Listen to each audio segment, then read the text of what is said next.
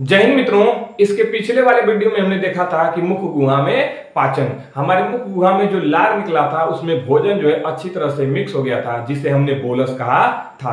अब वह बोलस हमारे पेट में यानी आमाशय में जाता है। तो आइए इस प्रक्रिया को हम समझते हैं कि बोलस हमारे पेट में कैसे जाता है।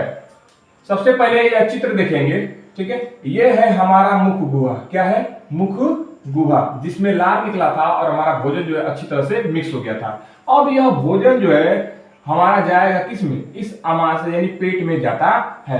तो समझेंगे, ये है हमारा मुख गुहा और ये है हमारा पेट, और इसके बीच में जो है एक नली होती है, एक पाइप होती है जिसे हम बोलते हैं ग्रास नली। तो साधारणतः होता क्या है कि यह जो हमारा भोजन होता है मुख गुहा में, जो बोलस होता है, यह इसी पाइप से, ग्रास नली जिसे हम ओइसोफेगस कहते हैं, इससे होते हुए हमारे पेट में जाता है। तब प्रश्न एक पूछा जाता है कि भोजन मुख गुहा से आमाशय में किस प्रक्रिया द्वारा जाता है? तो जो भोजन होता है वह मुख गुहा से आमाशय में क्रमानुकुंचन प्रक्रिया द्वारा जाता है। जो इसमें भोजन होता है बोलस, वह क्रमानुकुंचन प्रक्रिया द्वारा, इस ग्रास नली में क्रमानुकुंचन प्रक्रिया होती है और उसके द्वारा भोजन किसमें चला जाता है? हमारे पेट में चला जाता है। तो आइए समझते हैं कि क्रमानुकुंचन क्या होता है, ठीक है। तो ये समझेंगे, यहाँ पे देखेंगे, ठीक है। जब हमारा भोजन जो है इस नली में जाता है, ये जो नली होती है ग्रास नली, ये जो ग्रास नली होती है यह मसल्स की बनी होती है, मांसपेशियों की बनी होती है और बहुत ही नरम होती है। तो जब भोजन इसके अंदर जाता है तो इसमें फैलाव और सिकुड़ाव होता है। समझेंगे कैसे? जैसे मान लीजिए कि यहाँ पे भोजन आकर ठहरा ग्रास नली में, तो यहाँ का एरिया क्या हो जाता है? थोड़ा सा फैल जाता है, और जैसे ही नीचे जाएगा तो वहां का एरिया क्या हो जाएगा? फिर से पतला हो जाता है। का मतलब जैसे जैसे भोजन आगे जाता है वैसे वैसे थोड़ा सा ये फैलेगा और सिकुड़ेगा, फैलेगा और सिकुड़ेगा। इसी को बोलते हैं क्या है? क्रमानुकुंचन, ठीक है। क्रमानुकुंचन का मतलब होता है ऐसी प्रक्रिया जिसमें संकुचन और शिथिलन होता है, उसे हम क्या कहते हैं? क्रमानुकुंचन, ठीक है। संकुचन का मतलब क्या? फैलाव, और शिथिलन का मतलब क्या? सिकुड़ाव, ठीक है। ये दो प्रक्रियाएं होती हैं। तो ऐसे ही भोजन जो है हमारे ग्रास नली से होते हुए कहां जाता है? हमारे पेट में जाता है, जिसे हम क्या कहते हैं? क्रमानुकुंचन, ठीक है। तो हमारा भोजन जो है ग्रास नली से आमाशय में कैसे जाता है? क्रमानुकुंचन प्रक्रिया द्वारा जाता है। अब हम समझते हैं आमाशय यानी पेट को, कि पेट की संरचना कैसी होती है, इसके कितने भाग होते हैं। ये जो पेट है, और पेट का सबसे जो पहला भाग होता है, इसे हम बोलते हैं कार्डिया। ये वाला जो रीजन है, ये वाला रीजन, इसको हम बोलते हैं क्या? कार्डिया। उसके बगल में जस्ट राइट साइड में होता है क्या? फंडस। ये वाला जो एरिया है इसे हम कहते हैं क्या? फंडस। उसके ठीक नीचे होता है ये बड़ा सा पार्ट जिसे हम बोलते हैं क्या? बॉडी वाला पार्ट। इसे हम बोलते हैं पेट की बॉडी, ठीक है। उसके नीचे सबसे लास्ट में होता है पाइलोरिक। इस वाले भाग को हम कहते हैं क्या? पाइलोरिक। इसके पहले की जो एनसीईआरटी थी उसमें आमाशय यानी पेट के केवल 3 भाग थे। अब जो नई एनसीईआरटी आ रही है उसमें डायग्राम में एनसीईआरटी ने एक और भाग को, पार्ट बढ़ा दिया है, जिसका नाम है बॉडी। पहले केवल कार्डिया, फंडस और पाइलोरिक वाला पार्ट था। अब एनसीईआरटी ने एक नया भाग भी जोड़ दिया है जिसे क्या बोलते हैं? बॉडी। क्या कहते हैं? बॉडी। तो अब जो है आमाशय के कितने भाग होते हैं? 4 होते हैं।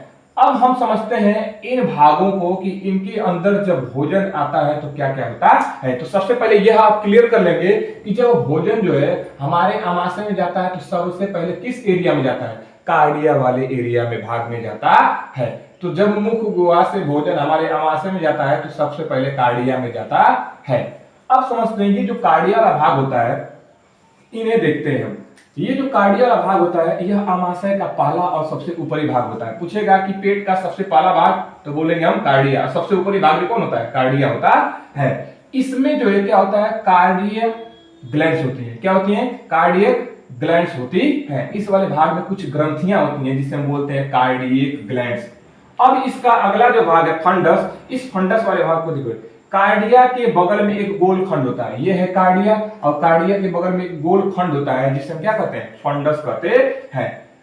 और इस फंडस वाले भाग में क्या होती है? गैस्ट्रिक ग्लैंड्स होती है। अब फंडस के नीचे कौन है? बॉडी वाला पार्ट। यह पेट का सबसे बड़ा भाग है। पूछेगा कि हमारे आमाशय का सबसे बड़ा भाग क्या है, तो आप बताएंगे बॉडी, ठीक है। अब ये बॉडी वाले पार्ट में भी क्या होता है? गैस्ट्रिक ग्लैंड्स होती हैं। ध्यान देंगे क्योंकि ये पहले बॉडी वाला पार्ट था नहीं, अब इसे नया ऐड किया गया है, पहले था केवल फंडस, तो फंडस वाले एरिया में ही होता था कौन, गैस्ट्रिक ग्लैंड्स। अब जो बॉडी वाला पार्ट ऐड हो गया है, तो जो कुछ ग्रंथियां हैं, गैस्ट्रिक ग्रंथियां, गैस्ट्रिक ग्लैंड्स जिसे बोलते हैं जठर ग्रंथियां, ये जठर ग्रंथियां जो है इस फंडस और बॉडी दोनों वाले भाग में आते हैं। तो ध्यान में आप लोग रखेंगे कि गैस्ट्रिक ग्लैंड पूछेगा कि गैस्ट्रिक ग्लैंड्स कहां प्रेजेंट होती हैं, तो आप बताएंगे फंडस और बॉडी वाले पार्ट में। ठीक है, फंडस और बॉडी वाले पार्ट में क्या स्थित होती है, गैस्ट्रिक ग्लैंड्स होती है। अगला है पाइलोरस, इसे हम कहते हैं यह पेट का निचला भाग है। पेट यानी अमाशय का सबसे निचला भाग कौन होता है, पाइलोरिक, सबसे ऊपरा भाग कार्डिया होता है। अब इस पाइलोरस वाले भाग में क्या होती हैं, पाइलोरिक ग्लैंड्स यानी कि पाइलोरिक ग्रंथियां होती हैं। हमने इसकी भाग को देखा और यह देखा कि इसमें कौन कौन सी ग्रंथियां होती हैं। कार्डिया वाले भाग में कार्डियक ग्रंथियां होती हैं, फंडस और बॉडी वाले भाग में गैस्ट्रिक ग्लैंड्स यानी कि जठर ग्रंथियां होती हैं, और पाइलोरिक वाले भाग में पाइलोरिक ग्रंथियां होती हैं। अब हम समझते हैं कि इस अमाशय के अंदर जो है कुछ स्पेशल सेल्स होती हैं, कुछ विशेष कोशिकाएं होती हैं। पहले हम उन्हें समझ लेते हैं, फिर इस प्रक्रिया को हम समझेंगे कि जब भोजन हमारे अमाशय में जाता है तो क्या होता है। उससे पहले हम समझ लेते हैं कि इनके अंदर की कोशिकाएं जो होती हैं वो कौन कौन सी होती हैं। तो आइए देखते हैं। सबसे पहला है पैराइटल सेल्स, इसे हम कहते हैं ऑक्जेंटिक सेल। उसके बाद दूसरा चीफ सेल्स, जिसे हम पेप्टिक सेल भी कहते हैं। तीसरा है गैस्ट्रिक म्यूकस सेल्स, ठीक है, और इसे म्यूकस सिक्रेटिंग सेल भी कहते हैं। तो ये तीन प्रकार की जो है हमारी अमाशय के अंदर, हमारे पेट के अंदर कोशिकाएं होती हैं।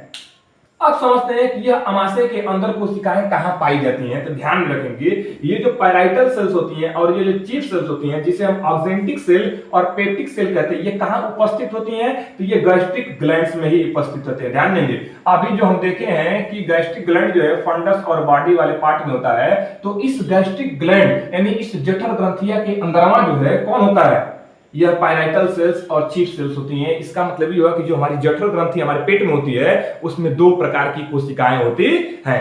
अब इनके बारे में पहले हम समझ लेते हैं। जो ये पैराइटल सेल्स होती हैं, ये कहां होती हैं, गैस्ट्रिक ग्लैंड में। चीफ सेल्स भी कहां होती है, गैस्ट्रिक ग्लैंड में। लेकिन ध्यान देंगे, ठीक है, ये जो गैस्ट्रिक ग्लैंड है जिसके अंदर कौन सी कोशिका है, पैराइटल सेल्स है, ये निकालता है क्या, एचसीएल। क्या निकालता है, एचसीएल निकालता है। और जो ये चीफ सेल्स होती है, जो कहां होती है, गैस्ट्रिक ग्लैंड में होती है, तो ये क्या निकालती है, ये निकालती है जठर रस। क्या निकालती है, जठर रस निकालती है। और जठर रस दो ही होते हैं, एक होता है पेप्सिनोजेन और एक होता है प्रोरेनिन। क्या होता है, एक होता है पेप्सिनोजेन और एक होता है प्रोरेनिन, ठीक है। और ये कैसा होता है, ये निष्क्रिय होता है, का मतलब इनएक्टिव होता है, का मतलब ये अभी काम करने वाला नहीं होता है। तीसरा हमारा है गैस्ट्रिक म्यूकस सेल्स, इसे हम क्या बोलते हैं, म्यूकस सिक्रेटिंग सेल। और ये कहां होती है, ये होती है हमारी जो कार्डियक ग्लैंड्स हैं। और आप बताइए कि कार्डियक ग्लैंड्स कहां होती है, कार्डियो वाले भाग में। तो कार्डियो वाले भाग में जो ये कार्डियक ग्लैंड्स होंगी, कार्डियक ग्लैंड्स होंगी, उस ग्लैंड्स, उन ग्रंथियों के अंदर होता है कौन, कार्डियक, उन ग्रंथियों के अंदर होता है कौन, म्यूकस सिक्रेटिंग सेल। तो अभी हम समझे हैं कि ये जो कोशिकाएं हैं ये कहां होती हैं, पहले आप ये स्पष्ट कर लें, ठीक है। ध्यान देंगे, ये दोनों जो कोशिकाएं हैं, पैराइटल सेल और चीफ सेल्स, ये हमारी पाई जाती हैं क्या, गैस्ट्रिक ग्लैंड में। और जो ये कौन है, गैस्ट्रिक म्यूकस सेल्स हैं, म्यूकस सिक्रेटिंग सेल, ये होती है हमारे कार्डियक ग्लैंड्स में, ठीक है। अब हम समझते हैं कि जब भोजन जो है हमारे पेट यानी अमाशय में जाता है तो क्या होता है। जैसे ही हमारा भोजन जो है इस ग्रास नली से होते हुए पेट के कार्डिया वाले भाग में जाता है, तो ये जो कार्डिया वाला भाग है ये क्या निकालता है, कार्डिया वाला भाग क्या निकालता है, श्लेष्मा यानी म्यूकस निकालता है। ध्यान देंगे, ये जो कार्डिया वाला भाग है इसके अंदर क्या होती है, कार्डियक ग्लैंड्स होती हैं। और इन कार्डियक ग्लैंड से क्या निकालता है, श्लेष्मा यानी म्यूकस।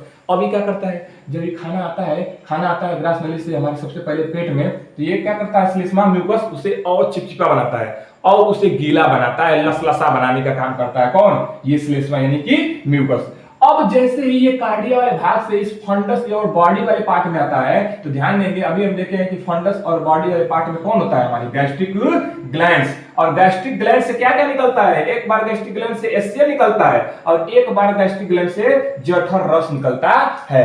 तो जैसे ही ये कार्डिया से भोजन हमारे आगे फंडस और बॉडी वाले पार्ट में आता है, तो निकलता है कौन, एचसीएल। कौन निकलता है? HCl। और HCl का पीएच मान कितना होता है? 1.4 से 2.4 होता है इसका पीएच मान। का मतलब ये बहुत ज्यादा एसिडिक अम्लीय होता है। और जैसे ही भोजन हमारे पेट में आता है फंडस और बॉडी वाले पार्ट में, तो ये HCl क्या करता है? उस भोजन को और छोटे छोटे टुकड़ों में क्या कर देता है? तोड़ देता है, कूच काच कर क्या कर देता है? छोटा छोटा कर देता है, उसे अम्लीय बना देता है। ठीक है। अब जैसे ही भोजन आया तो फंडस और बॉडी वाले पार्ट में HCl ने क्या किया? उसे और छोटे छोटे टुकड़ों में तोड़ दिया। अब जैसे ही वो आगे बढ़ेगा, ठीक है, थोड़ा सा और, तो ये जो जठर रस है ये निकलता है।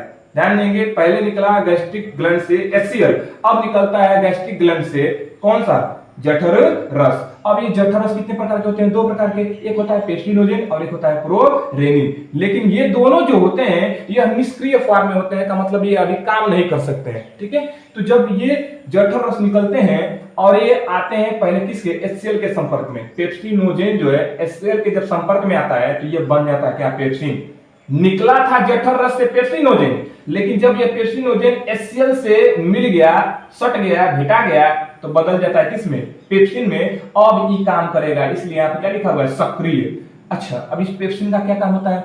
इस पेप्सिन का काम होता है प्रोटीन का पाचन। जो हम कुछ खाए हैं भोजन में, उसके अंदर जो प्रोटीनवा है उसको क्या करता है? पचाता है। कौन? पेप्सिन। दूसरा जठर रस है प्रोरेनिन। यह प्रोरेनिन भी जब HCl के संपर्क में आ जाता है तो ये भी क्या हो जाता है? बदल जाता है। और ये किसमें बदल जाता है? रेनिन में बदल जाता है। ये भी कैसा हो जाता है? सक्रिय हो जाता है। ठीक है। अब देखते हैं ये रेनिन का काम क्या होता है। इस रेनिन का भी काम होता है प्रोटीन का पाचन, लेकिन ये जो रेनिन होता है एक विशेष प्रोटीन का पाचन करता है जो किसके अंदर पाया जाता है? दूध के अंदर पाया जाता है। ठीक है। यह जो रेनिन है किसका पाचन करता है? दूध के अंदर पाए जाने वाले प्रोटीन का पाचन करता है। अच्छा, इसके आगे लिखा हुआ है दूध से दही। का मतलब क्या है? इसका मतलब क्या है? इसको समझेंगे। ठीक है। तो ध्यान देंगे, आपने कभी कभी देखा होगा जो छोटका बचवा होता है उसका कभी कभी पेट दब जाता है, चाहे किसी कारणवश जब भी दूध पिया रहता है, अब पेट दब जाता है, चाहे किसी कारणवश उसका जब दूध बाहर निकलता है तो ठीक है, थक्का थक्का दिखाई देता है, मोटा मोटा। जैसा दूध पिया था ठीक वैसा नहीं निकलता है। ठीक है, थोड़ा थक्का थक्का निकलता है। थक्का का मतलब दही भी कैसा होता है? थक्के जैसा होता है, मोटा होता है दही, इसलिए बोला है कि दूध से दही। ये कैसे हो गया? क्योंकि जब वो बच्चा जो है दूध पिया था, ठीक है, तो रेनिन एंजाइम ने क्या कर दिया? उसे पचा दिया था, और जब पचा दिया था तो इसलिए वो दूध से दही जैसा मतलब थक्के थक्के बन गया था। अब आप ये नहीं समझेंगे, अरे ये तो बड़ा बढ़िया चीज बता दी मास्टर साहब, रेनिन जो है क्या कर रहा है? दूध से दही बना रहा है, ये तो हमारे पेट में हो जा रहा है, तो लाओ पूरा ड्रम का ड्रम पूरा पेट में डाल दो, क्या बन जाएगा? दूध से दही। ऐसा दिमाग नहीं लगाएंगे। ठीक है। अब हम देखते हैं HCl के कुछ महत्वपूर्ण कार्य। पहला है यह भोजन को अम्लीय बनाता है, क्योंकि HCl कैसा होता है? एसिडिक होता है, इसलिए जब भोजन हमारे पेट में जाता है तो वो कैसा हो जाता है? अम्लीय हो जाता है। भोजन को तोड़ता है। जब हम मुख गुहा से भोजन जाता है आमाशय में तो उसको और भी ये छोटे छोटे टुकड़ों क्या कर देता है? तोड़ ताड़ कुछ के बराबर कर देता है। कौन? HCl। सूक्ष्म जीवों को नष्ट करना, इसका एक महत्वपूर्ण काम होता है। सूक्ष्म जीवों को क्या कर देता है? नष्ट कर देता है। यदि कोई सूक्ष्म जीव हमारे मुख गुहा में लार से, जो लार में होता है लाइसोजाइम, उससे अगर बच गया, नहीं मर पाया है, तो यदि वो जब आमाशय में जाता है तो उसे HCl हाइड्रोक्लोरिक एसिड क्या कर देता है? नष्ट कर देता है, मार देता है। एंजाइम को सक्रिय करना, एक महत्वपूर्ण कार्य से क्या है? एंजाइम को सक्रिय करना, क्योंकि अभी आपने देखा जो जठर रस था निकला था वो कैसा था? निष्क्रिय था। कैसा था? निष्क्रिय। और जैसे ये HCl के संपर्क में आए थे ये दोनों, तो कैसे हो गए थे? सक्रिय हो गए थे। तो यह एंजाइम को सक्रिय भी करता है। अब हम समझते हैं आमाशय की एक महत्वपूर्ण संरचना के बारे में। हमारे आमाशय यानी पेट के अंदर जो है एक कांटेनुमा संरचना होती है जिसे हम कहते हैं रुगे। क्या कहते हैं? रुगे कहते हैं। ये एक संरचना होती है कांटेनुमा। कांटेनुमा का मतलब है हमारे पेट में बहुत ज्यादा एक बहुत तेज फोल्डिंग होती है। क्या होती है? एक फोल्डिंग होती है, ऐसे बहुत ज्यादा घुमावदार भाग होता है, उसे हम क्या कहते हैं? रुगे कहते हैं। और इस रुगे का काम होता है भोजन को अच्छी तरह से क्या करना? एकदम मिला देना, मिक्स करना। इसका काम होता है भोजन को मथना। क्या करना? मथना। यह भोजन को क्या करता है? मथने का काम करता है। का मतलब जो हम खाना खाते हैं, खाना जो हमारे पेटवा में जाता है उसको क्या करता है? खूब अच्छी तरह से खूब फेंटने, खूब अच्छी तरह से मिलाने का काम करता है। कौन? रुगे। ठीक है। अब हम समझते हैं कि जब कभी हम भोजन करते हैं तो हमें हिचकी क्यों आती है। ठीक है, आइए इसको हम समझते हैं। जो हमारा ब्रेन होता है इसका एक मुख्य काम होता है कि यह किसी एक कार्य को बहुत अच्छे तरीके से फोकस करता है। तो क्या होता क्या है समझेंगे इधर। ये हमारी यहीं पे जहां पर ये ग्रास नली होती है, यहीं पे क्या होती है? हमारी श्वास नली भी होती है। और इसके बीच में एक दरवाजा, एक फाटक होता है। ऐसे ध्यान से समझेंगे, ऐसे क्या होता है, फाटक यानी दरवाजा होता है। ऐसे क्या होता है, फाटक, जिसे हम क्या बोलते हैं, एपीग्लोटिस कहते हैं। इस दरवाजे का नाम है क्या, एपीग्लोटिस। क्या नाम है, एपीग्लोटिस कहते हैं। अब इस एपीग्लोटिस का काम होता है कि जब खाना आएगा तो यह श्वास नली को ढक्कन की तरह क्या कर देगा, बंद कर देगा। ये है श्वास नली, जो कहां जाके खुलता है, फेफड़े में। ये रास्ता जो है फेफड़े में जाके खुलता है और ये वाला रास्ता पेट में जाके खुलता है। और ये एपीग्लोटिस जो दरवाजे की तरह काम करता है। जब खाना आता है तो इस श्वास नली को ढक्कन की तरह क्या कर देता है, बंद कर देता है, जिससे खाना कहां चला जाता है, हमारे ग्रास नली में। लेकिन कभी कभी क्या होता है कि हमारा ब्रेन जो है कहीं बिजी हो जाता है और इसका कंट्रोल, माने ब्रेन का कंट्रोल इस एपीग्लोटिस के ऊपर से क्या हो जाता है, हट जाता है। जैसे मान लीजिए कि आप कहीं अभी नए नए गए थे, ठीक है, मनाली, ठीक है, मनाली घूम कर आए हैं, ठीक है, और खाना खा रहे हैं, घर पे घूम कर तो आ गए हैं, खाना खाए बैठे हैं, लेकिन पूरा जो दिमाग है अभी आपका, पूरा जो सोच है वो कहाँ है, मनाली में ही रह गया है, ठीक है। खाली आप यही सोच रहे हैं तब से, काश काश ससुर जी हो खाली एक बार पलट गई होती, एक बार पलट के देख लेते, उतने में ही हम फंसा गए होते, ठीक है। आप जो है पूरा एकदम पूरा दिमाग आपका कहाँ है, वही मनाली में है, उसके पर, ठीक है, तो समझेंगे। और आपका ब्रेन तो बिजी है पूरा। जब आपका ब्रेन एकदम पूरी तरह से बिजी है तो ये एपीग्लोटिस पे कंट्रोल तो आपके ब्रेन का हट गया है।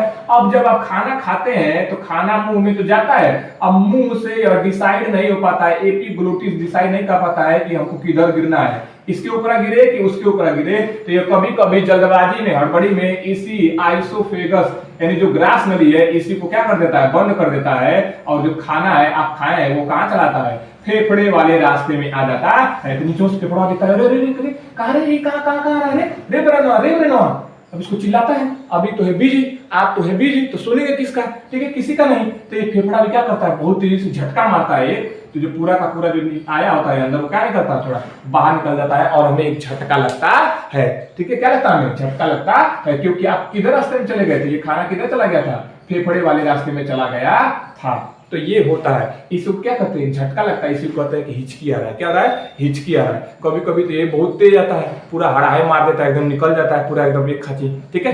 तो ये होता है जब आपका ब्रेन बिजी होता है, तब कब, जब आप भोजन कर रहे होते हैं तब, ठीक है। तो ध्यान देंगे इस बात का, भोजन करते हुए जो है इधर उधर चक्कर पकड़ नहीं करेंगे आप, ठीक है, शांतिपूर्वक भोजन करेंगे। तो हमें उम्मीद है कि आपको यह जो है समझ आया होगा कि अमाशय में भोजन का पाचन, खाना कैसे पचता है। अब हम मिलते हैं अगले नेक्स्ट वीडियो में, तब तक के लिए जय हिंद।